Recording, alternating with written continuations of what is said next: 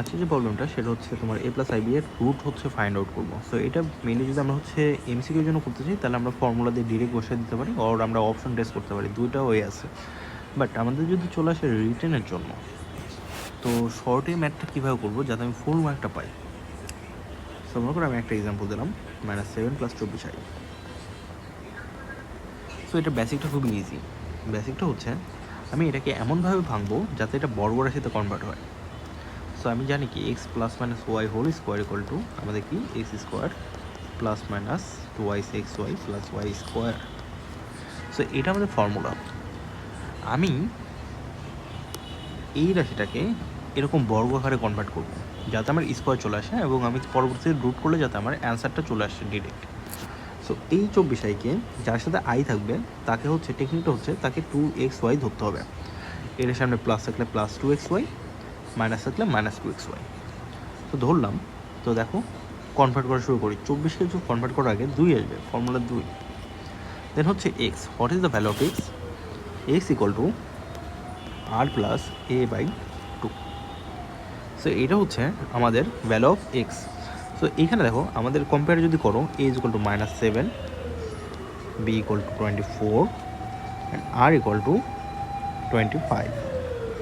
So তুমি বলতে পারো আর প্লাস a/2 আমার সমান কত? 25 - 7/2।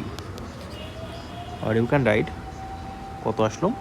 25 - 7 সমান হচ্ছে আমার 18, 9। এই হচ্ছে আমাদের ভ্যালু।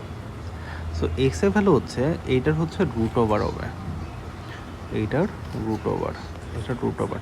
সো ফর্মুলাটা মাথায় রাখি যে আমাদের রুট ওভার আর প্লাস a/2 এটা করলে যা হয় সেটাই আমাদের ভ্যালু অফ এক্স। 3 আসছে। তো দেখো এখানে তার মানে এক্স এর ভ্যালু 3 শেষ। এখন তাহলে ওয়াইয়ের ভ্যালু কত? আমাকে হইতে হবে 24। অলরেডি আমি 2 আর 3 নিয়ে ফেলছি। সো আমাদের রাখতে হবে 6i। এখন কিছুই না, তুমি অলরেডি সব কিছু বের করে ফেলছো। এটার স্কোয়ার, এক্সের স্কোয়ার এখানে লেখো, 6y এর স্কোয়ার এখানে লিখো। সো এক্সের তোমার 3 স্কোয়ার হচ্ছে 9, 3 square and 6i square. So এইটা আমি হচ্ছে এক নাম্বার লাইনে না লিখে আমি একটু নিচে লিখবো, কারণ পরীক্ষায় স্যারকে বোঝাতে হবে যে স্যার আমি ম্যাথটা সম্পূর্ণ করেছি। সো দেখো এই জিনিসটাই লিখবো, 9 24i, তার মানে এই লাইনের বদলে এটা, 24i এর বদলে এটা, অ্যান্ড তোমার -36। সো সরি একটু মিস হয়েছে। এটা হচ্ছে 4 হবে, 4i, this one also 4i, and this one is 16। So দেখো আমাদের আলটিমেটলি কিন্তু এটা বর্গ রাশিতে কনভার্ট হয়ে গেছে 3 + 4i। সো তাহলে আমরা কী বলতে পারি? -7 + 24i এর বর্গমূল কত হবে? ±3 + 4i।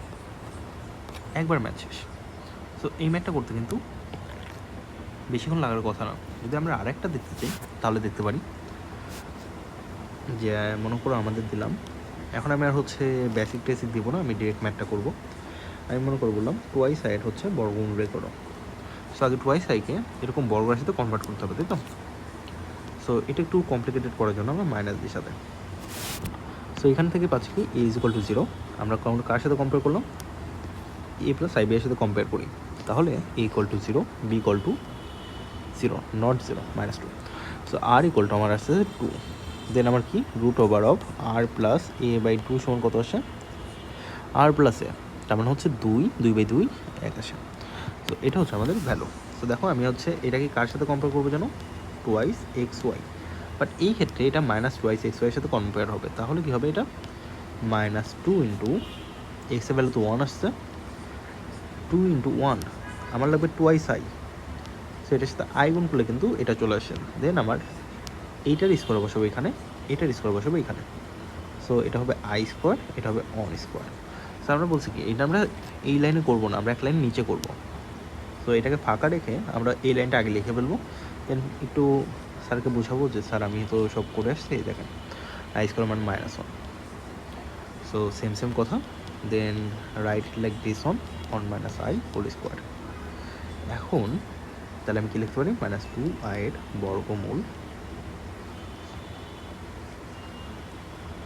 Equal to plus minus 1 minus i. এই হচ্ছে আমাদের অ্যান্সার।